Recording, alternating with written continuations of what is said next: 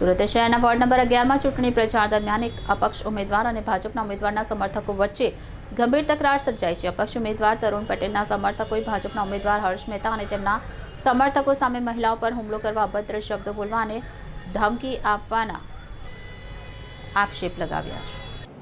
મહિલાઓ પર હુમલા અને અભદ્રતાના આક્ષેપ અપક્ષ ઉમેદવાર તરુણ પટેલના સમર્થક અને મહિલાઓએ આક્ષેપ કર્યો કે ભાજપના ઉમેદવાર હર્ષ મહેતા અને તેમના સમર્થકોએ તેમના પર હુમલો કર્યો। મહિલા સમર્થકોએ અભદ્ર શબ્દ કહેવામાં આવ્યા, એક મહિલાને ધક્કો મારીને પાડી દેવામાં આવી હોવાના આક્ષેપ છે, જેના કારણે તેમના કપડાં પણ ફાટી ગયા। કેટલીક મહિલાઓને જાહેરમાં તમાચા મારવામાં આવ્યા અને કેટલીકને ધક્કા મારી ફેંકી દેવાના હોવાનો પણ આક્ષેપ થયો છે। પ્રત્યક્ષદર્શીઓના જણાવ્યા અનુસાર હુમલા દરમિયાન ભાજપ સમર્થકોએ અમે ગાર્ડન ગ્રુપના છીએ, અમારું કોઈ બગાડી લેવાના નથી જેવી ધમકી આપી હતી। આ ઘટના બાદ અપક્ષ ઉમેદવાર તરુણ પટેલને તેમના સમર્થકોએ વોર્ડ નંબર 11 ગુરાટ ખાતે અશાંતધારાની ફરિયાદ આપી છે। હાલમાં તેઓ ફરિયાદને લઈ સ્થળ પર ઉભા રહ્યા હોવાનું જણાય છે। ઘટનાની જાણ થતાં ઉચ્ચ પોલીસ અધિકારી સહિત ટીમ ઘટનાસ્થળે પહોંચી ગઈ હતી। જો કે અપક્ષ ઉમેદવારના સમર્થકોએ પોલીસ પર ગંભીર આક્ષેપ કરતા કહ્યું કે પોલીસે ભાજપના ઉમેદવાર હર્ષ મહેતાને ઘટનાસ્થળેથી ભગાડી ગઈ।